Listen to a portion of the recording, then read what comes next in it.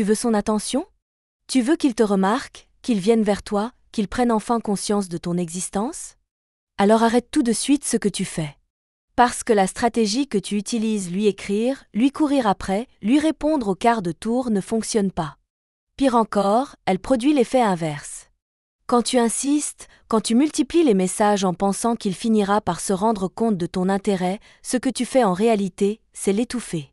Tu crois créer un lien, mais tu es en train de le briser avant même qu'il existe. Tu crois l'approcher, mais tu le fais fuir. Pourquoi? Parce que tu t'annules pour attirer son regard. Et ça, il le ressent. Résultat? Il se lasse, il t'ignore, et parfois même, il te méprise un peu. Mais il y a une autre voie. Une voie plus subtile, plus élégante. Une voie où c'est lui qui revient vers toi. Une voie où tu redeviens celle qui attire, sans supplier.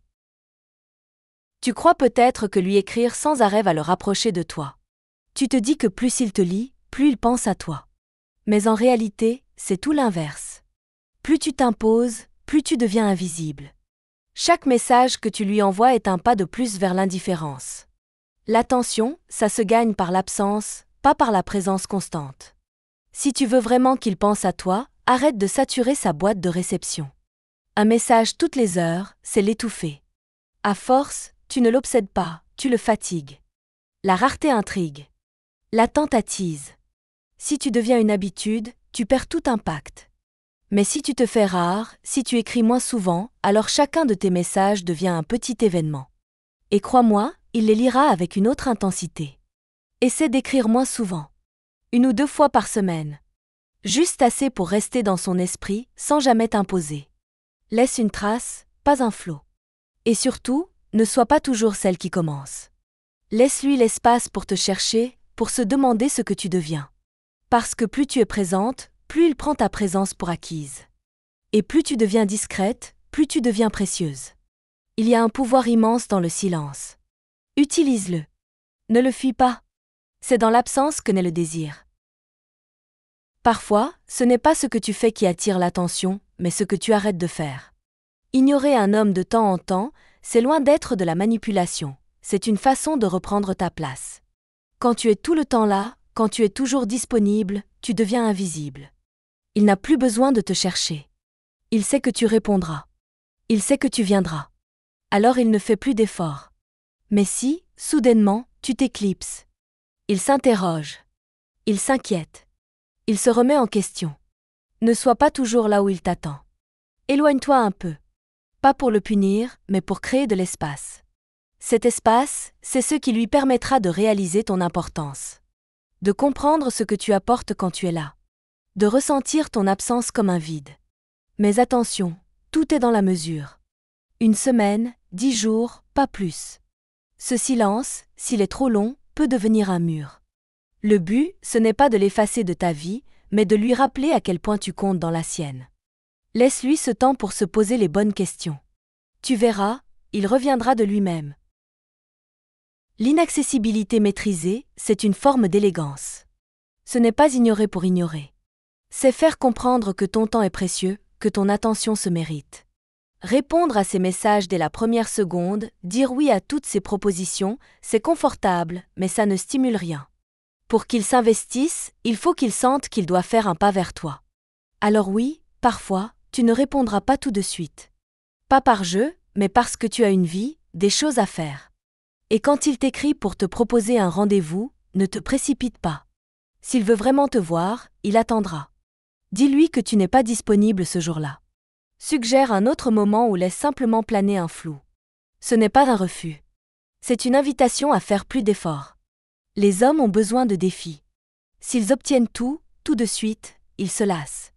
Mais si tu représentes un léger mystère, un brin d'imprévisibilité, tu éveilles en lui une envie de te conquérir. L'objectif n'est pas de jouer un rôle, mais de poser des limites. Tu n'es pas acquise. Tu es précieuse. Et s'il veut ta présence, il devra la mériter. Souffler le chaud et le froid, ce n'est pas jouer à des jeux malsains. C'est introduire une dynamique imprévisible qui maintient son attention éveillée.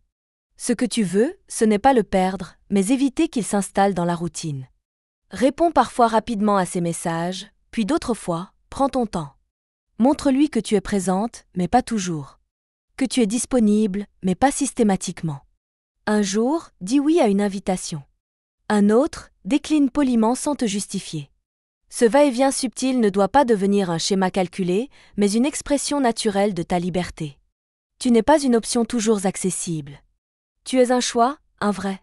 Ce comportement, bien dosé, stimule sa curiosité. Il s'interroge, pourquoi elle répondait tout de suite hier, et aujourd'hui non? Et ce simple doute l'oblige à penser à toi, à te reconsidérer. Mais attention, ne tombe pas dans l'excès. L'instabilité permanente fatigue.